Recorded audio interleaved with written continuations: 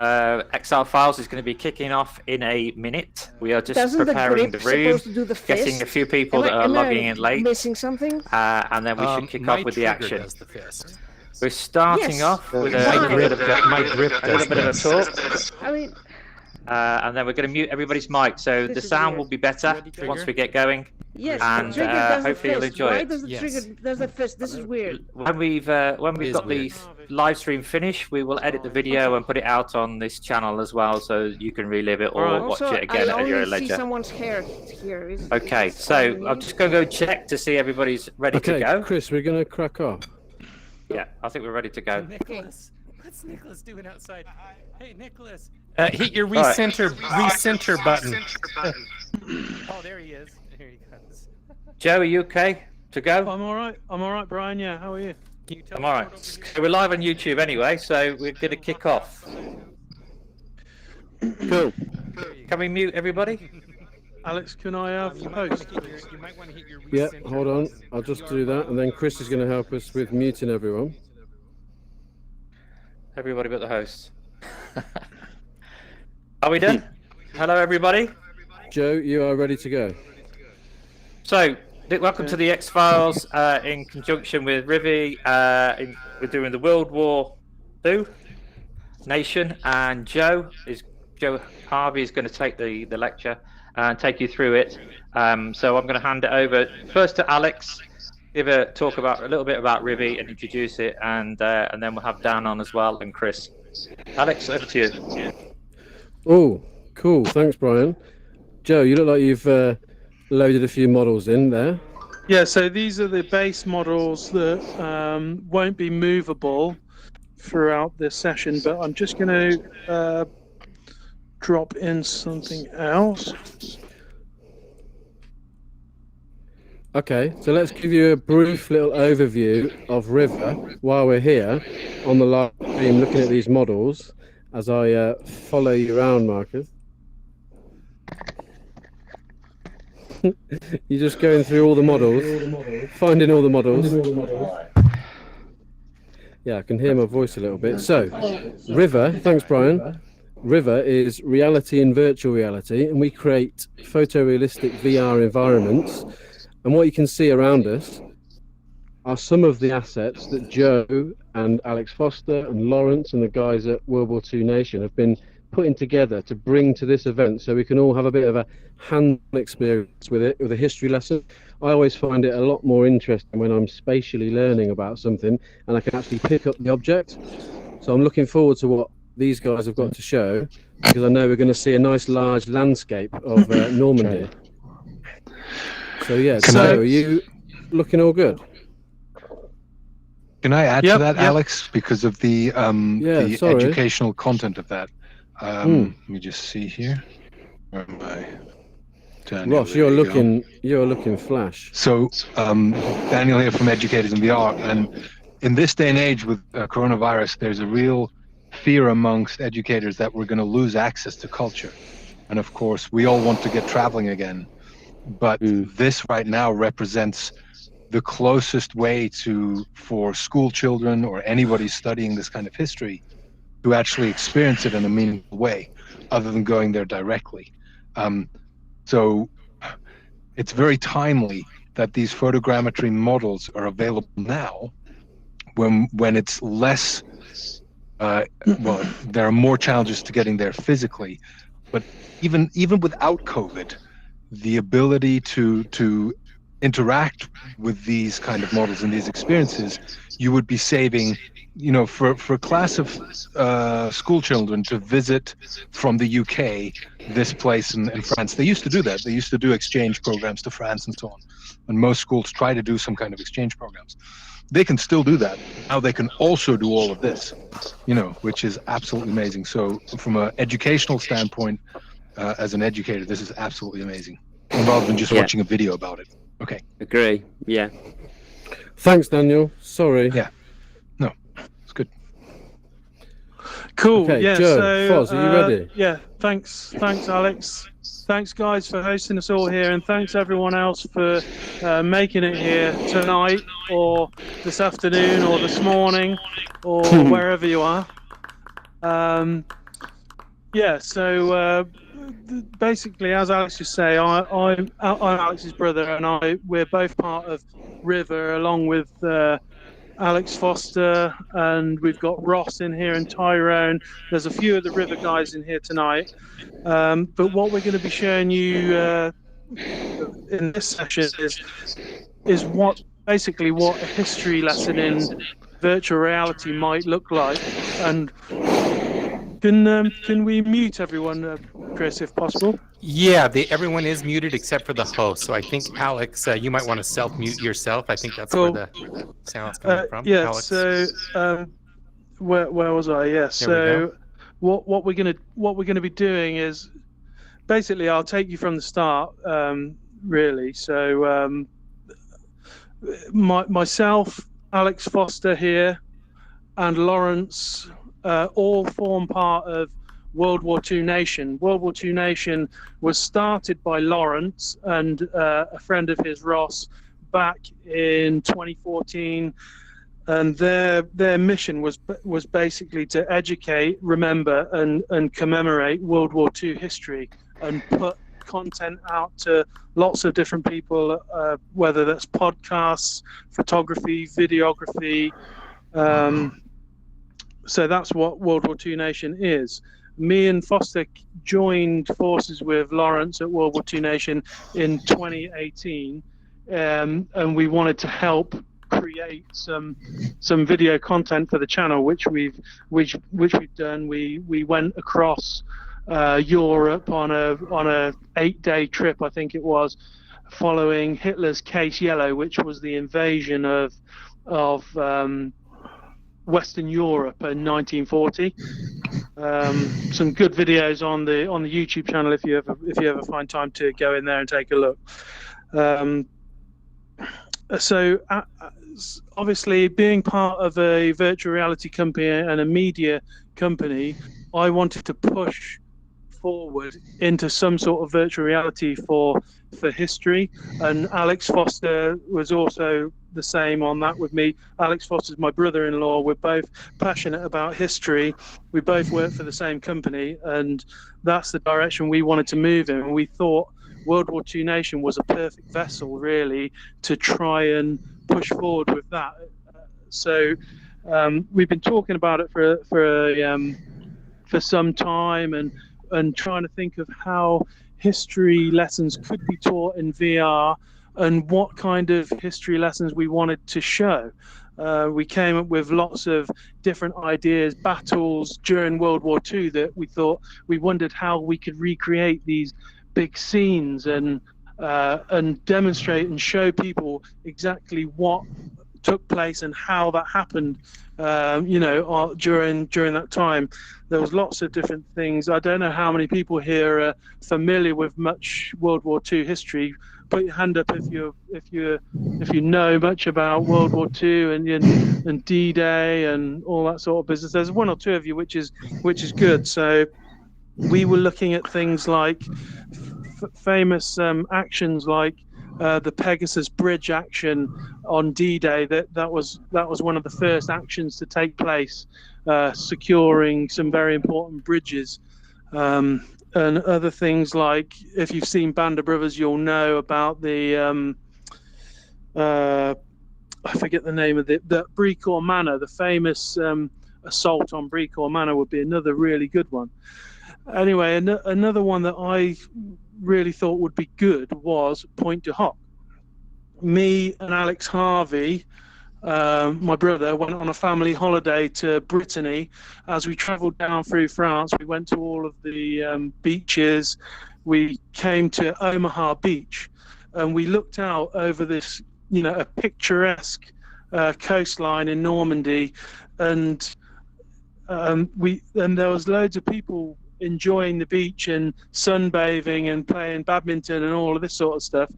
And we kind of, it's great to see it like that, but it sort of took away the historical side of it for us. And that, we wanted to see what happened there on the 6th of June 1944. We wanted to see the vast armada of battleships all approaching the coast, and the soldiers coming up and and taking enemy fire, and we kind of said to each other, wouldn't it be great to have some sort of AR experience where you can stand there at the cemetery overlooking Omaha Beach and have all of this stuff overlaid in a way so you could appreciate the actual location and what happened there. So that was 2014. We went on that holiday. That was before we started River, before we started our media company, Infinite Pixel. So now, nearly 7 years later, we're here. We've got River, we've got Infinite Pixel. We're creating some really groundbreaking products for emergency services and training and all that sort of stuff. We want to be able to move our business out into different areas, and history is one that I really think that history and education is one that I really think would be a good direction to go. So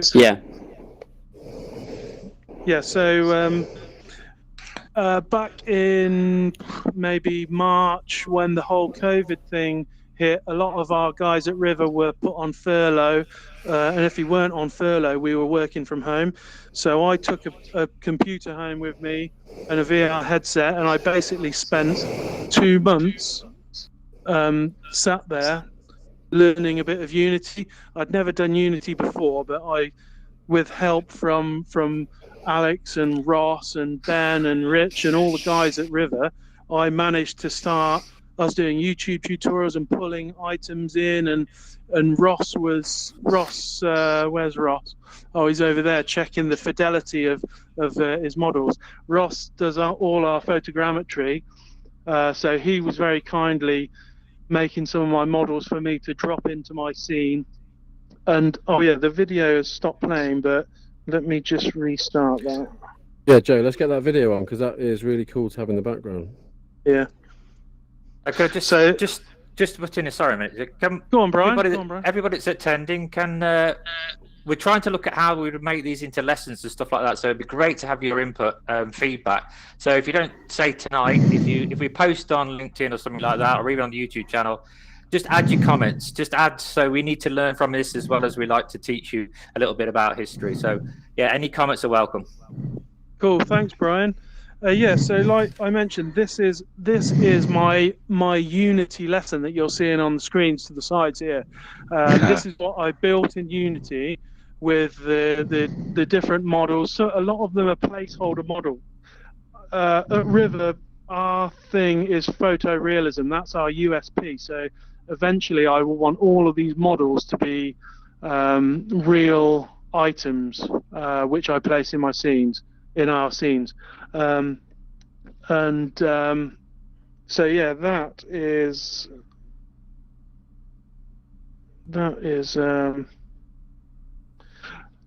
so as you can see there, the big model of Point de Hoc, that is actually because we couldn't actually get to Point de Hoc because COVID hit. We were booked in to go there, or in the process of being booked in to go there. We were going to have the whole site to fly the drones and make a real photogrammetry model of it. But COVID hit, so that all got cancelled. So what we did was we created a photogrammetry model of Point de Hoc using Google Earth. So what you're seeing here is a Google Earth, our version of the Google Earth model of Point de Hoc. Anyone can access it. It's a 3D section of the Normandy coastline done by Google. We took a screen capture video circling around, and then Ross in reality capture used that video to create this placeholder model for me. Eventually, when this is done, we will need. Yeah. I think we should definitely mention there the fact that it's probably not entirely legal. It's a workaround until we get to the final thing. Yeah, if you dig into clever, the Google, it is clever. If you dig into the Google terms and conditions, we wouldn't be able to use that model for our scene if we were to sell it or anything like that. But it's there as placeholder for now. I've been working closely with Alex Foster and Lawrence on researching everything to do with the Point du Hoc invasion, and I'm going to hand over in a second to them so they can talk you through everything that happened on the day, and that is going to be our history lesson for the day. Cool. So, Brian. Sorry, Cheers, Joe. Yeah, Yes. all right. So, Alex Foster and Lawrence from World War II Nation. I think, Daniel, you made a really good point earlier about education and how it's getting harder and harder to get to these places and absorb the information, especially when a pandemic like COVID-19 happens. How do we get thousands, hundreds of thousands of kids and educators to these historic locations? It's so hard, not only financially but logistically, and what sort of information are they absorbing? Now, I remember as a kid going over there, and I just stood at the back yawning as we walked around cemeteries, and it sounds really bad, but was I engaged? Probably not. Exactly. Now we're at a stage where we can actually engage people that, yes, they do have a short attention span, but they're also at an age where, are they going to remember this? It's only when you get older. So myself, Joe, and Lawrence to my right, this is our passion, and we have had this as a passion for years, but it's only recently where we've really been able to engorge what we see, and through virtual reality, we're now able to not only remember what we've seen, but we've got it as an everlasting experience that we can go back to. So going back to education, especially in Britain, the structure, I'm not going to talk about this for long, but the structure's quite interesting. At the age of 14, you get to choose whether you want to take history as in the curriculum as a subject. Now, you can take history, you can take religious studies, you can take geography. How many people choose history, religious studies, geography? It's an either-or situation, isn't it? That's the sad thing. Exactly. And I remember, especially my history class, was get a book out and we're going to read about the rise and fall of the Third Reich. Right. And it was a bit like, I'm reading it, but it's not that interesting. Put me in an environment where I can grasp the tyranny or grasp the scale that was going on, and I think people are going to remember it more, and they're actually going to get a bit excited about what they can learn and how much more they can learn. Absolutely. Just a very brief point to that. I think one of the reasons when you reading is by necessity an abstraction of ideas and thoughts. When you have models, it spatially speaks to your mind in a direct way. You've got it, Daniel. And Alex Harvey touched on it. That's how he wants to learn. He wants to take in models, take in a three-dimensional world. Yeah. I'm the same. Joe's the same, and Lawrence is the same. Being there hit home. It hits home, and we remember. The amount of information we've absorbed from being there is massive. Now, the hurdles, which you'll all be thinking, how do we get hundreds of thousands of schools to have a virtual reality setup in their schools, in their classrooms? The answer is it will probably take a few years for it to become feasible. But we have experiences like this with Engage that is brilliant. We could have had 58 people in here. A British classroom is roughly 30. Now, put your hands up if you sat down. So we're all able to sit down and still experience a three-dimensional world spatially, which I think is really cool. So education is probably for another day, but we do have a passion for pushing this into education. River, as a company, we are looking to push into education with our virtual reality products. We have a room scale 6DOF product, and we have a 3DOF synchronized VR product that is brilliant for schools. So that's a little bit of a plug. But, I think it's I'll just add in here. I think it's a matter of it is the future of education coming through and getting an experience in these things. And I think it needs to be something that's a joint joint effort from all around the country so that we Yeah, get yeah. Exactly. some sort of commonality and some spreads and stuff like that. You're right, Brian. And what is I don't know what the education minister is looking at in terms of virtual reality, but they've got to act quick because the percentage of teenagers that are hobbyists in virtual reality is rising rapidly. Put a presentation in front of them or a book, they're not going to concentrate as much as they would have 20 years ago because It's too their slow. life, it's too slow. Their lifestyle now is quick, immersive, engaging experiences. Yeah. Cool. Okay. Cheers, Foz. So, yeah, Yeah, thanks for that. So I think we've got a lot of history to cover with Lawrence. So Yeah. I think if we all push over to this side of the room by the clock, then I will load in the next section and we can get on with the lesson. I'll do the brief overview first, Joe. Yep. Oh, Alex, Lawrence has got his notes now. Have Okay. you, Loz? You got them? Yeah. Yep. Brill. Alex, can you remove the statue, please? Which statue Thank would you you. like removing? Oh, It's Alex all right. It's Harvey. done. Okay, so here we go. I was messing up Joe's scene a bit then. Uh, Joe, it was actually the backdrop for the live stream, which I all right. Okay, so I'm going to leave you with Alex and Lawrence, and they're going to talk through with you the action which took place on Pointe du Hoc on the morning of D-Day, June 6th, 1944. Cheers, Joe. So this model is pretty cool, isn't it? It's almost like a sand table. So we're going to go into the real implications that went on with this invasion, with this specialist mission. But I just wanted to give you a quick overview of what's going on April, May 1944. So a famous date is obviously the 6th of June 1944. But what we have here is Pointe du Hoc, which runs along the Normandy coastline. So Germany is struggling. There's multiple fronts. So looking at 1943, Germany, they've just had horrific defeats at Stalingrad and the Battle of Kursk. The Battle of Kursk being the largest tank battle ever in the history. Stalingrad, I'm pretty sure, was the bloodiest battle. So Germany on the Eastern Front are really struggling.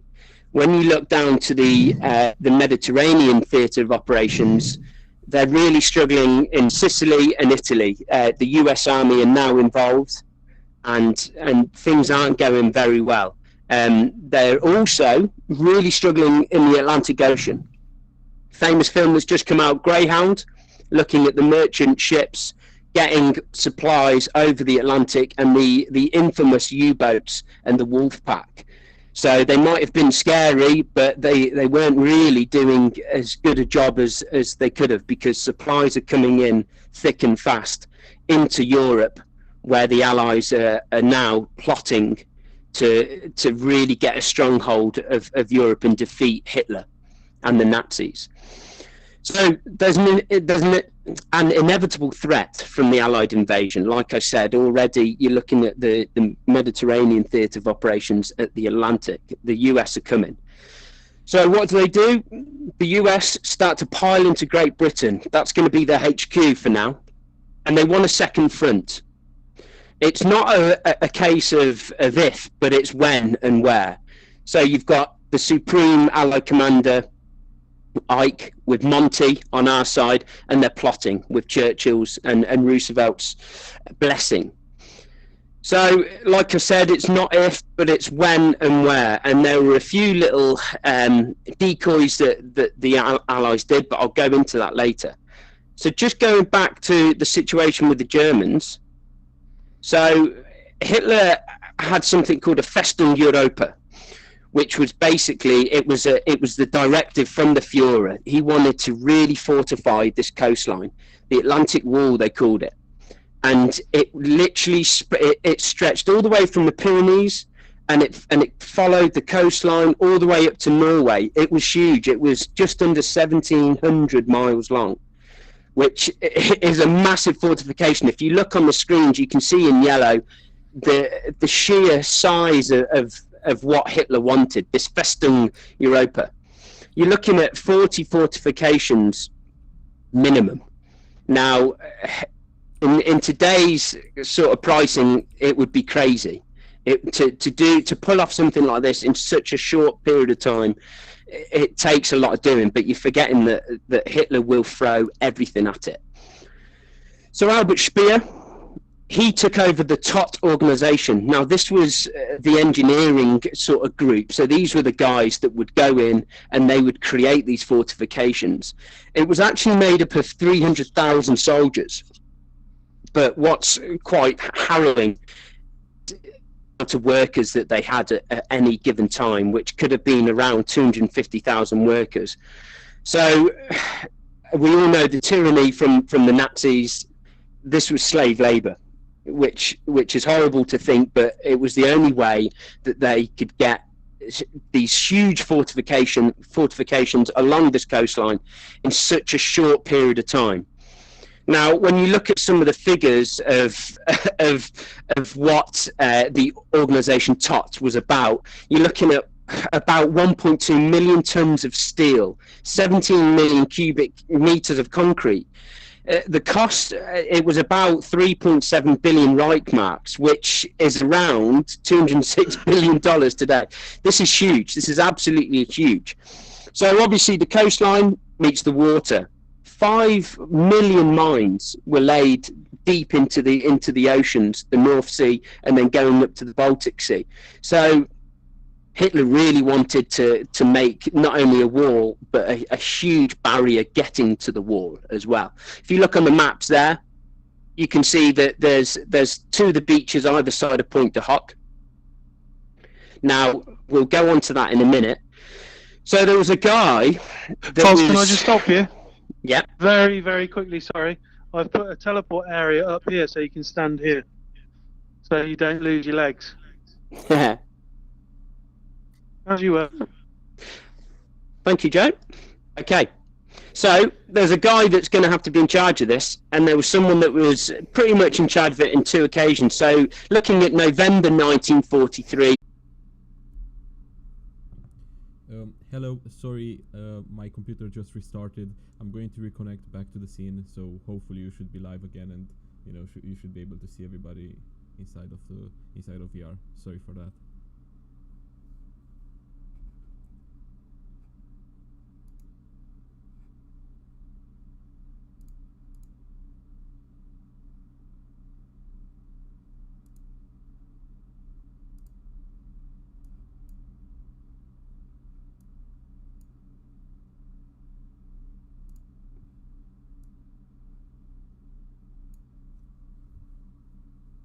Alright, it's loading now.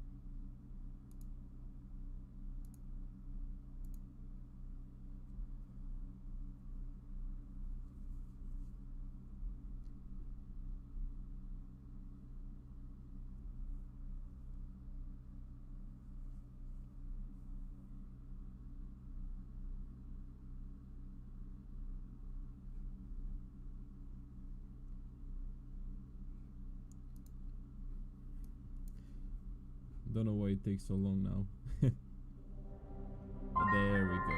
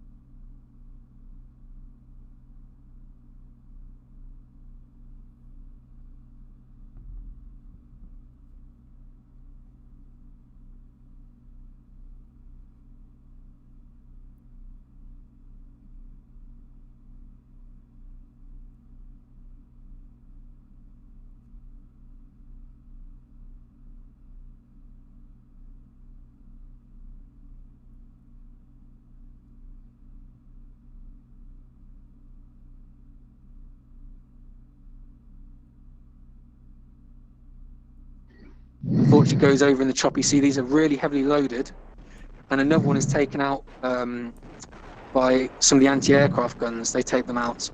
So already, before they hit the beach, they're already taking casualties, and they've already lost a percentage of their force. There's actually 225 guys, 225 rangers tasked with getting up these cliffs. By the time they get to the base of the cliff, there's about 190. They've already taken quite a few casualties. And one of the things is, there's a load of trenches along here, so I can't see very clearly from here, but the trench positions along here, and the Germans start shooting down these guys as soon as they get out of their crafts. And you'll see a few of the weapons scattered around these positions. You can have a look at in a minute, which are carried both by the US Rangers and obviously the German defenders. You can have a quick look around those in a minute when they get opened up. Because one of them, which I can't see from here, somewhere over there, should be a German. Sorry, that's not the one. That's a different grenade. But there is a German potato mash, as it's nicknamed. They're stick all grenade. open now as well, so you can pick them all up.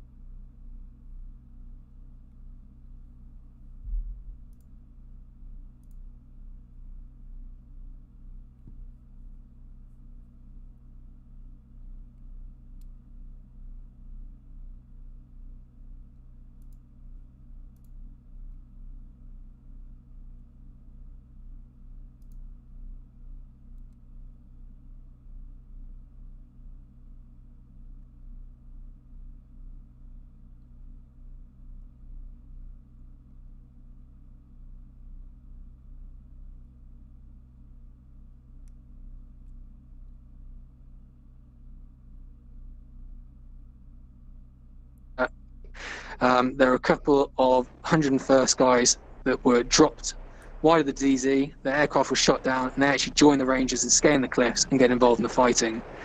And also, don't forget the British. We were here too as well. We had a representative.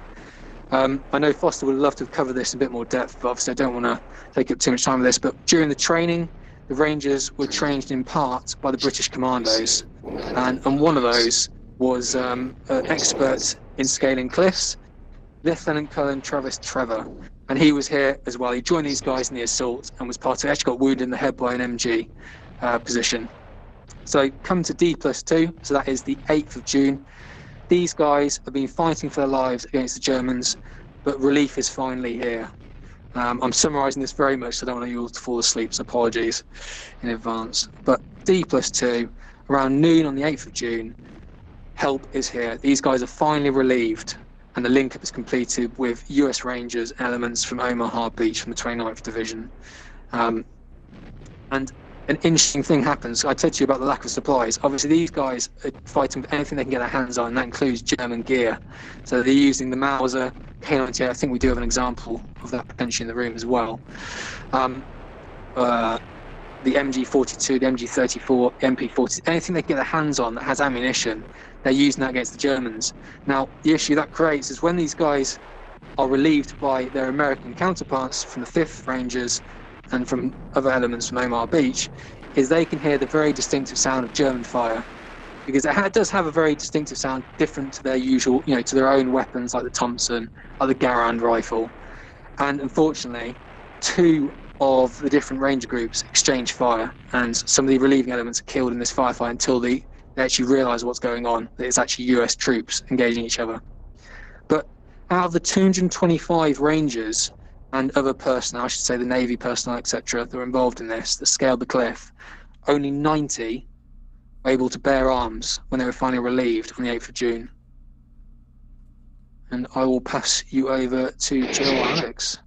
Wow, that was just that last comment. Only 90 of them were able to bear arms. Just kind of shows what troopers these were. Now, so they were, like Loz said, they were British UK commando trained for special operations, formed in 1942.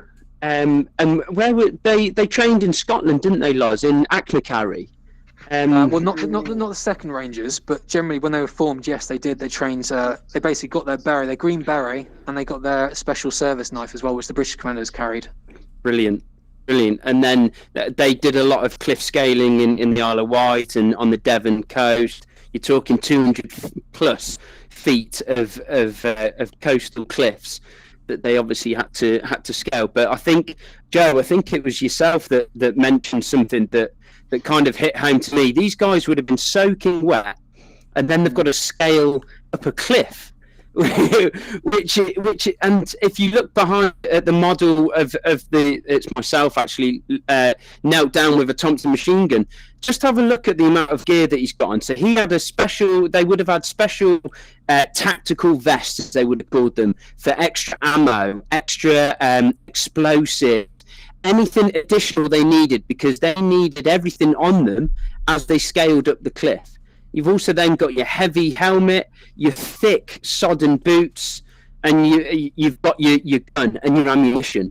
So when you talk about an upheaval, imagine trying to scale a cliff just like that. Well, you actually sorry to interject there. You actually get a couple of examples of guys carrying bazookas up the cliff. Yeah. And they get used against the observation post. So they literally are having to carry everything they need. As you can see here, it's a bit. If you look at Major Dick Winters, who is dotted to my right, they're a bit different. The Ranger doesn't maybe have pockets on his trousers. He wouldn't have obviously had a parachute. So there were all these specialist units and different divisions within the US Army, Navy, and the Air Force, and they all had different uniforms for different needs, really. He's got a Thompson machine gun. I think the most common weapon of choice was the Garand, wasn't it, Loz? Yeah, that's your standard US infantry rifle. a bit like the Germans with the KR-98, the Mauser. Very good. So the Germans, the Germans struggled, and just going on this Atlantic Wall was getting peppered, and as you can assume, work was suspended. Now, just going back to our guy Erwin Rommel, on the morning of 6th of June 1944, the commander of this vast Atlantic Wall, this well-established officer, he was actually in Berlin for his wife's birthday. So you can imagine the horror when he gets a phone call at his family house saying the invasion has happened, the landings are going on. He's got to somehow get from Berlin straight back and try and withhold this attack. Now, I think there's a famous story of they didn't want to ring Hitler and wake him up because he hated being woken up in the early hours of the morning. So they delayed letting Hitler know that the Allied Expeditionary Force had landed in the largest, what would you say it was, the largest amphibious landing in the history of warfare. They didn't want to wake him, so they let him sleep for a few hours, and then when he was ready, having his vegetarian breakfast, they broke the news. So you can imagine he wasn't too happy about that. Awesome, fantastic stuff. Thanks, guys. That No was really worries. good.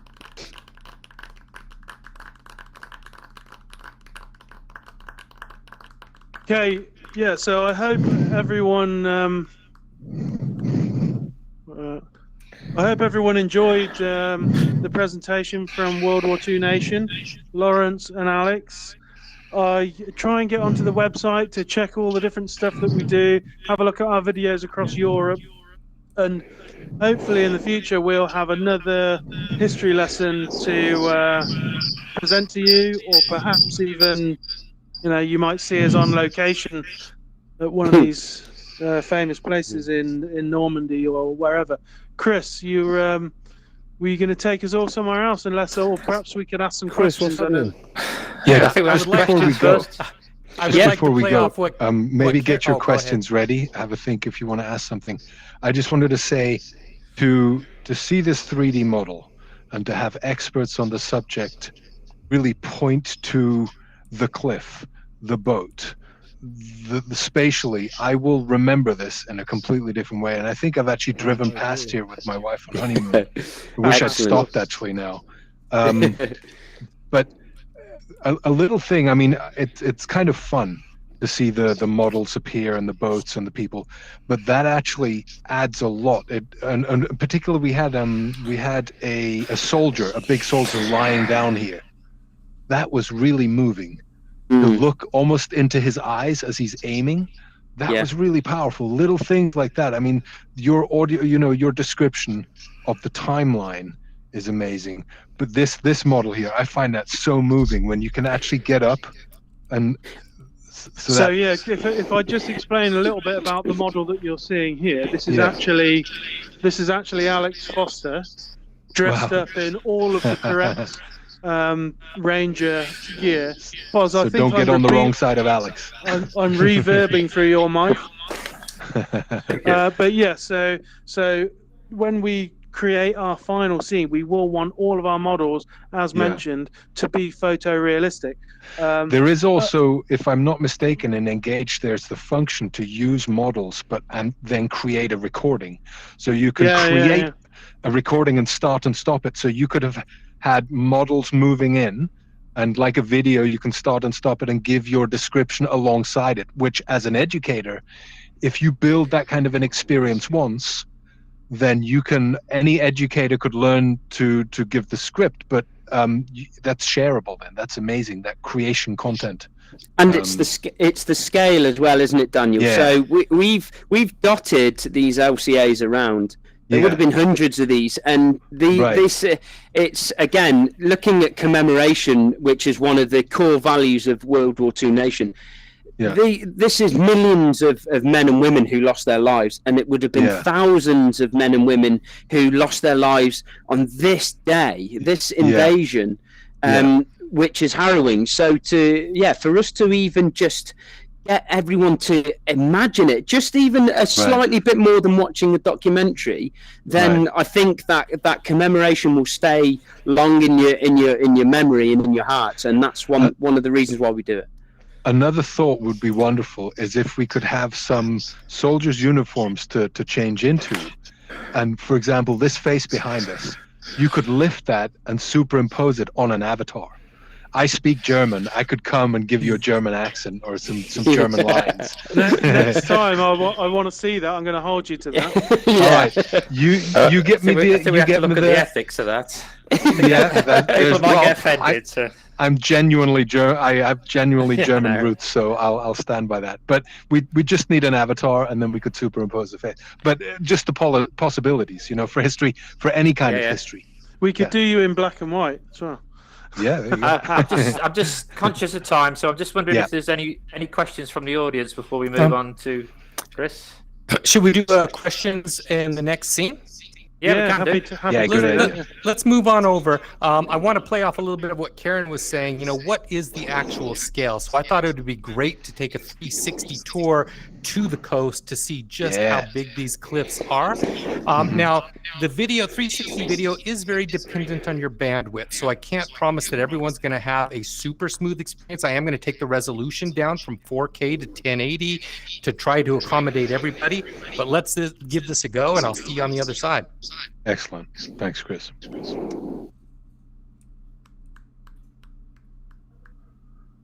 Oh, let me turn off my recording first.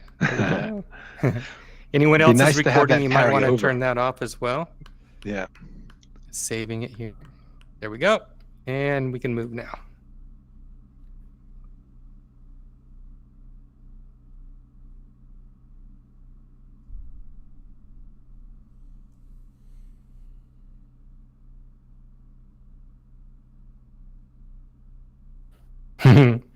So everybody fly in there. Yeah, we'll drop on top of each other. It's quite good.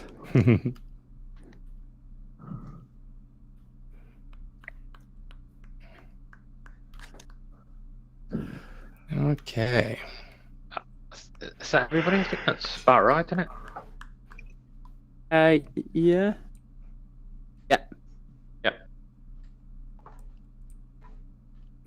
And so we're watching 360. Oh, yes. Look at this. We are. If you guys want to, you can walk up the ramps or teleport up to the top level here. It's a nice view, and it'll keep you grounded.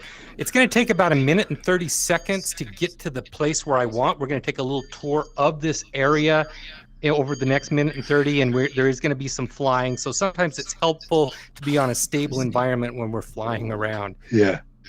And so let me get that media going. There we go. This platform also plays 3D as well as 360, right, Chris?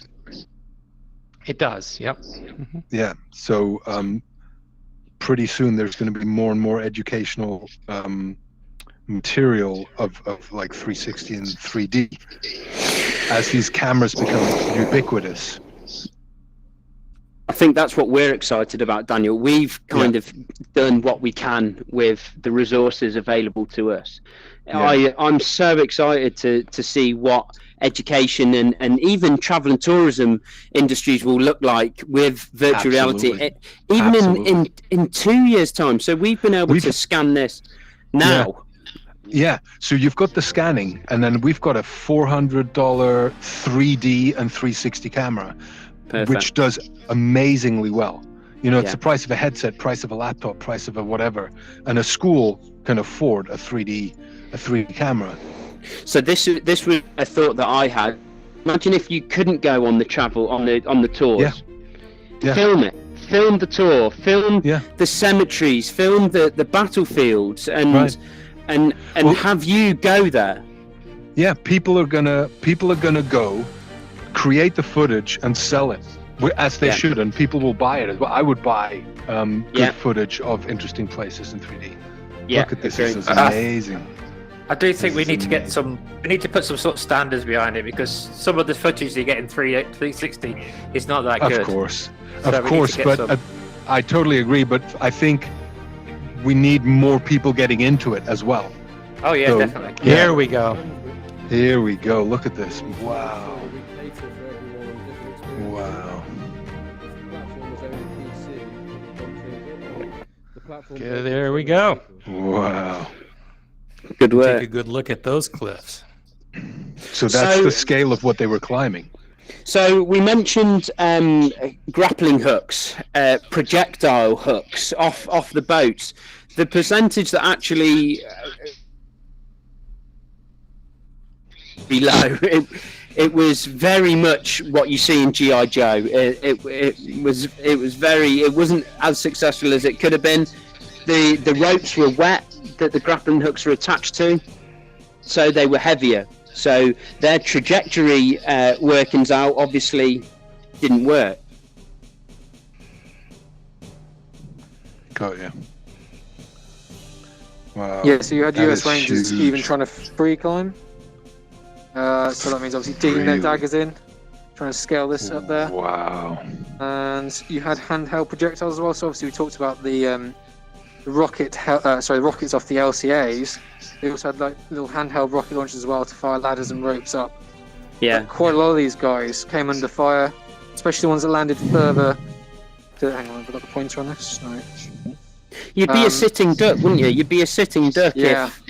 Yeah. if they were just looking over. Imagine someone looking over a cliff and just shooting at you. There's nowhere to go. The Yeah. one thing that helped was that we were talking about that naval bombardment. One of the shells actually knocked a big chunk out of the cliff, so it reduced the climb in one area from Ah, yeah. 100 feet to about 60 feet. So they got on top of the mound. And that Wow. helped those guys in that area scale it. But you can only imagine the ropes being cut by the guys on the top and Barbed guys wire. falling down. Yeah. Yeah. Wow. Amazing. So it's interesting because the Germans, they didn't actually expect an attack from the sea. They were setting up all sorts, the defensive bunkers, machine gun pits, barbed wire, anti-glider posts, because they were thinking there'll be some sort of airborne assault. So they would flood fields, they would put barbed wire and obstacles in the way to stop any mass landing from the air. Obviously, we know the famous airborne invasion that happened hours before. Although they were miles off their drop zones, it was still very useful.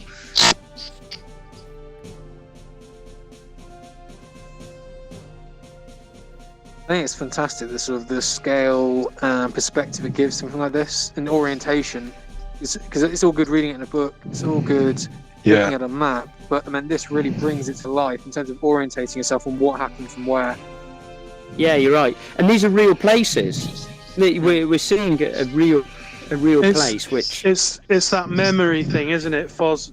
Alex, as you know, you're dealing with people all the time who are learning in virtual reality, and what's the knowledge retention they're talking about at the moment in VR? well, they think sixfold. So you're 6 times likely to remember something in virtual reality than you are e-learning, PowerPoint, and PDF. Now, that's from a study in America, and there's hundreds of studies ongoing. So watch this space, guys, because you can see virtual reality having a place in education and knowledge retention because the stats back it up.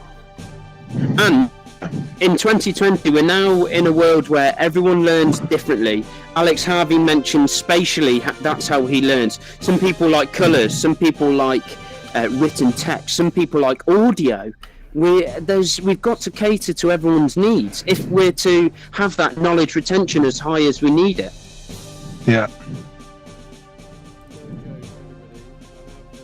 Then there's the aspect also, you have the experience of the learning, but with the technologies now, I mean, content creation of learning, so even students can get involved in creating their own scenes. Imagine that this was a student's presentation. Yeah. No, it's not going to be long until they'll have access to a platform like Engage, which will Yep. be connected to Blender. They spend half an hour creating a recorded lesson, giving a Yeah. presentation of this battle themselves as their class project. Yeah, and what they see and how they present it is really important, because that's half of how you retain knowledge, your own notes. Yeah, And, exactly. and if your notes, Processing it, yeah, and if your notes was taking 360 footage of a battle, then Yeah. that's amazing. You're going to remember it. Well, Yeah. the other thing is, this is why is there a not- model. The scale of this model is really amazing, but it won't be long either until we can actually put this up to maybe 3/4 size of the actual scale. Walk Yeah. around it, Yeah. sit at the Look bottom up. of the cliff, look up. Exactly. Yeah. It Yeah. won't take long. I was saying about the learning of the students, but there's no reason why this couldn't turn into their thesis, and they Yeah. deliver a presentation, not write a 20,000 word essay. Yeah, and especially in Britain, it's very much learn for 6 months, and then I'm Yeah. going to test you on Yeah. a specific day in summer, Yeah. and if you Right. don't do well on that day, then you're Yeah. not going to get the grades. It needs Right. to be coursework, and something like this is going to be fantastic. I didn't do very well in history at school because of the way I was taught. Now I've gone to these places, I've watched different mediums Right. of history, Also, and you it's could have a stuck in my head. student. The assessment of this wouldn't have to be live. The student could record it, send it to Yeah. the Yeah. tutor or the assessor. They could see it when they wanted to, and have Yeah. it could include the avatar of the student in the recording or not, and you could have direct proof of your understanding. Exactly. Yeah. Okay. And yeah, that was quite a lot. And that's what we can do in VR. So if it is a Yeah. case of there needs to be some sort of gauge of whether you've absorbed the information, we can put that in VR. So even if it's basic questions, or show me where the bunkers were situated, or why Yeah. were the bunkers situated there? Well, they Yeah. were situated there because it fired Right. onto the beaches. Or I if think you you were a could- German soldier, how would you defend it? If you were Yeah. an American, right? So I was wondering about that when you were giving us a rundown of what happened. One way is to say, well, the Germans were defending, the Americans were attacking.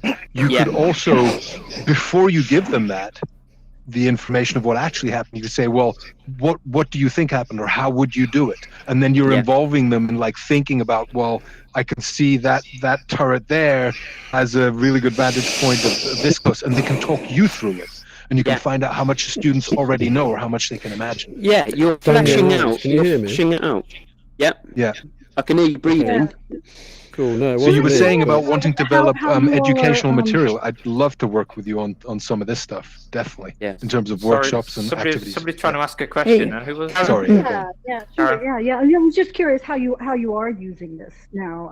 Is this just is this concept? What are your plans for? Yeah. So I'll touch on it, and Joe will elaborate. This is very much a proof of concept, purely because we're waiting for this pandemic to lift, and then we can start presenting to the right people. We've already had the right conversations with people in education and museums, etc.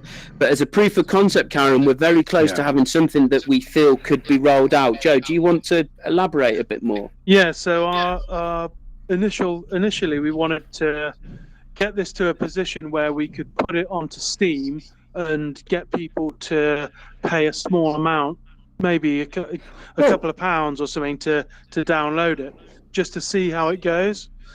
I've been speaking to the guys at Point du Hoc about potentially having it on site there for their visitors to be able to use it. So the main areas that I really see this being used is at museums on location, in schools, and for people at home who are interested in it and want to just download it for themselves. But the other side to it is how is the best way to, what's the best format for it? Currently, the version that I've made in Unity is a voiceover experience where you teleport to different sections and you get a voiceover about each section of the battle. But I think a great way of doing it is how we've just done it. Daniel? I think Can it's I suggest feedback, if you're going to go further down the line with this, as I hope you really will, I suggest you look at WebXR. Building this as a spatial WebXR, because the accessibility on any device and the scalability, and then it's open source. You know you can control your licenses, but you can get an army of people developing it with you. And this kind of history lesson, you were talking about the scale of that ambition that Hitler had. You could build it all out and include the whole thing. It could be. I would love at one point for this to be like completely open source. Take a snapshot in time, 12 midday on June 6, 1944, D-Day. Get everyone. Get a map of the whole of Normandy, and everyone is there building it, researching what was happening at this time. So I'm just upstairs with Chris, and I'd just like to say, Joe and Foster and everyone, me and Chris are at the top of this platform, and we are just trying out the new collisions. And when you jump off this platform, I'm not joking, you actually feel like you like parachuting. Are jumping. Right. You've gone. Everyone can try it, it's fun. Daniel, I was just going to say, Brian, I know, sorry, you were going to say something, but what's important in education in the UK specifically is your primary and secondary sources. So a primary source is very much, these are quotes, this is what happened. These are legitimate historians that have said this, this and this. You know, as we know, history's written by certain people. A secondary source is a newspaper. Ernie Pyle was a famous photographer and journalist in World War II. Let's have a look at his photos. Let's have a look at reconnaissance photos. Let's interview a German soldier. So these are your secondary sources, which are a bit harder to get hold of in current curriculum. Having something like this, what you do in WebXR, for example, drop an audio clip of someone that scaled the cliff, or a newspaper cutout. These are your secondary sources, and that's a big fat tick for secondary source education, or a source has been used for you to learn and absorb the information. Really important. Just going to say, we're about coming towards the end. We've got about 15 minutes left. We want to be able to get some questions from the people in the audience, if there's any questions coming forward. Do we stay here, or do we move into another space for the questions? What's the consensus? Should we go to our usual question time place? Yeah, I would say so, because it's a bit distracting where everything's going on. It's playtime. It's playtime, isn't it? No, we're going to go back to the workshop. If we talk about where we all went, we usually go at the end, is the open air Abbey, so everyone can spread out and chat. Yeah, let's do that. Yeah, cool. Haven't seen that yet. Otherwise, here we it's go. a little bit compact.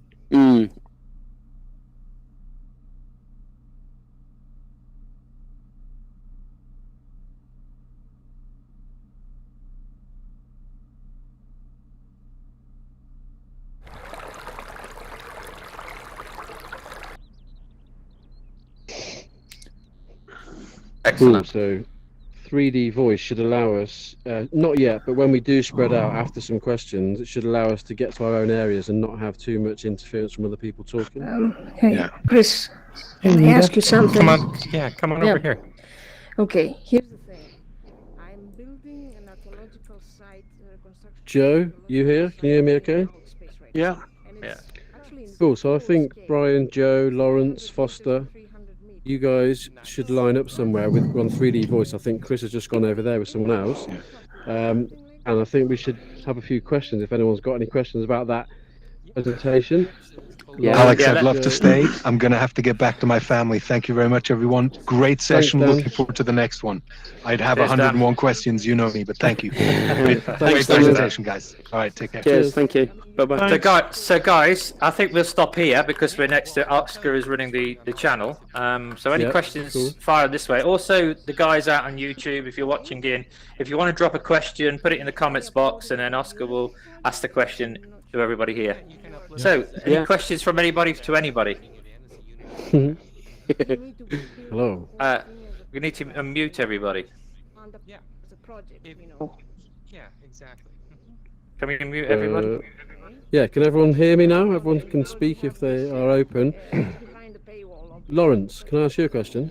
Yeah, of course. I was wondering if How, because we haven't chatted too much, but where did your passion come from? When did you start learning all about history or want to know all about the history stuff? Because when you were talking and actually pointing at the things on the map, that's the bit for me that got me interested when you were saying they came from here and went to here and then this happened and this happened. But to know that sort of stuff, did you research it or have you always been looking at that sort of stuff?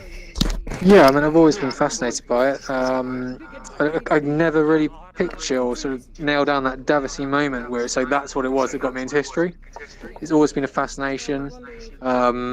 Like most boys growing up playing with army soldiers, or in my case, playing computer games like Battlefield 1942, that kind of thing. Yeah. Sucked into the likes of Band of Brothers, and it's sort of growing from there. My grandmother on my mother's side is actually German, and I remember her telling me certain stories because she grew up in the Third Reich. So there's certain little stories like that that again drew me in, wanted me basically to suck me into learning more about the whole period of time, and it's just growing from there since primary school, really. I remember Joe with his obsession with the same subject, World War II. Joe, as a child, used to build his model aeroplanes out of plastic fixed kits, and then pour a little bit of petrol on them, set fire to them, and throw them out the bedroom window. Okay, can't say I've tried that. I say that explains a lot, to be honest. Yeah. Now that's why he likes flying planes a lot. So, Lawrence, going on the same question. So, how have you felt about using these tools in what you've already learned, and how these tools are sort of reinforcing what you're doing? Yeah, no, I think that's a really good question. I mean, like I touched on earlier, for me, the scope is incredible in what you can do, what you can bring to life, that history. If we take the example of the map here at Point de Hark, it's fantastic to be able to orientate yourself and give people an idea of where things are and the perspective, which is very hard to do unless I'm out there guiding someone. And even then, you don't necessarily have the tools to be able to do that unless you're flying over with a drone. So it's contextual more than anything. It's putting it in context to say where it is. Yeah. Exactly. I totally agree with you. Touch different weapons which I wouldn't necessarily have access to. Look at different equipment, different vehicles, and these are some, these things that I would not have access to unless I own them. And I don't work in a museum. I don't own a museum, and you can really bring that history to life. Brian, when we followed Hitler's invasion of Western Europe, we went to a place and there was a massacre. And it was a cowshed, wasn't it, Loz? And we went to where the soldiers were thrown in and they were executed. And we read about it, didn't we? And we saw pictures. When you actually went there, you could almost feel it. It was such a cliche, but atmospheric, it was the hairs on the back of your neck stood up, and that was just a small piece of history that we experienced. I had the same thing when I went to Alcatraz. I went out on the boat, and walking around Alcatraz. But then I had the earphones in, and you get that. Just when it puts it into contextual, adding those extra senses in gives you that a bit of immersive effect, and I can imagine the emotions that were going through you when you were experiencing that must be quite overwhelming. Yeah, weird, and it's now a bit of they've commemorated those who lost their lives, but it was eerily quiet. They don't just say it just to add a poignant effect. When you go to these places where something bad has happened, Auschwitz or the Somme, etc., there's an eerie quietness about it, and you can almost feel it. It's really hard to explain, but we'll probably never be able to get everyone there. Going back to the education element, but if we can make people just feel it, that little bit in maybe a virtual world, a virtual environment, I think we've done our job of preserving and commemorating those who lost their lives in all of history. I think that's a really good point, Alex. sorry to interject, Brian. That's all right. It's just Yeah, go. I've heard a few people say that when we did the videos for WII Nation, there's quite a few people, for example, based in America, based in Australia, New Zealand, that have the same fascination with World War II history and want to learn more about it, but don't have the access to be able to visit these places easily. Like we can just obviously hop in a car, get on the ferry, and we're over there in a couple of hours, kind of thing. Whereas for them, we're talking 24 plus hours travel and a very expensive trip. So it's being able to give people access to these locations, obviously in a different way, where they wouldn't normally have that access, and that's that's what we've done with the videos. But imagine what you can do with this in a virtual world. And it's emotional access as well. It's getting the emotion across as well, isn't it, Brian? I think it's a matter of making. It's like let's just never forget. I mean, it's all about giving that experience, keeping that experience, and sharing that experience. And that'll make people remember the sacrifice, remember the things that people went through. And I think that's what's missing with education. You can't actually tell them exactly what people were going to. Whereas this, you could start to experience it and understand the terror to actually go out there and do it. You've got it. Yeah, that's what we want to do. So Brian, can I ask you a question then as well, please? Oh, Mike. How you doing? All right. All right, mate. Yeah. So I'm saying, so if you then give these people this really real experience, what about the psychological effects, possibly that they could actually have, because it then becomes real? Yeah, you're right. This is where we need the standards, and we need some sort of committee that says if you're going to do some sort of education in this way, you have to be mindful of the well-being of the people. And I think you've got too many people. Too many people are doing it on their own. We need to be more together. It's the same with the stuff that you do. If we get some commonality and get some standards around it and look after people while they're experiencing it, then the experience could be as much or as little as you want to make it. Yeah, and I think you can tailor it. For example, we're not going to make an experience of Auschwitz where you're put in 1943 when people were there. But if you can experience it to a degree of emotion that makes you remember it but not be traumatic, I think you've got a happy medium there, Mike. And yeah, it's a really good question. Soon the technology will be there for you to land on D-Day with machine guns firing, with men all around you dying. We wouldn't want to do that. That is, you've got Saving Private Ryan as a film for that. I don't think this medium needs that. It's one of the reasons why we're not really too keen on the likes of Grand Theft Auto in a virtual world. I think it's too harrowing. I think it's too much. I think there is a space for that, because if you want to teach people not to go down that road, maybe from the criminal sort of point of view, if you're experiencing and getting empathy with the victims and the terror, then that can educate you not to go down that route. So there's a fine balance between the two, I think. Yeah, you're absolutely right. Balance is key, and I think we could do it. I think we could easily get that balance and make it an emotive experience, but not go overboard, Mike. Not go way overboard where people go, okay, that's put me off, and now I can't stop thinking about it.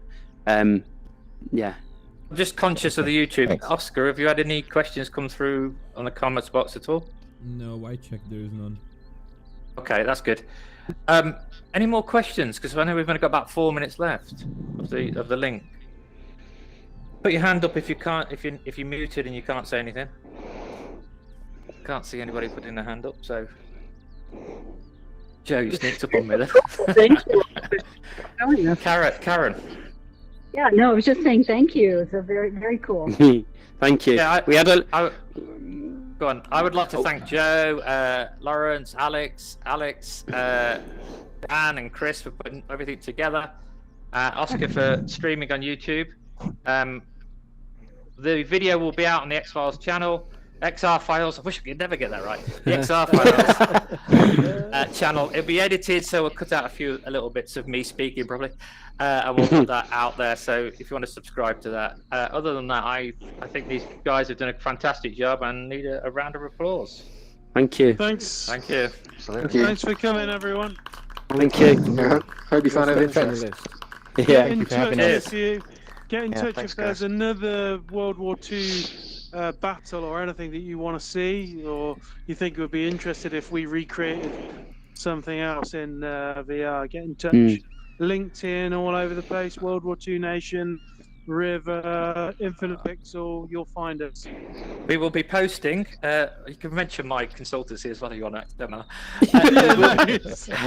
We'll be posting on LinkedIn, and if you've got any comments, please put the comments in there that say if you enjoyed it, if you've got any advice, if you think lessons should go this way.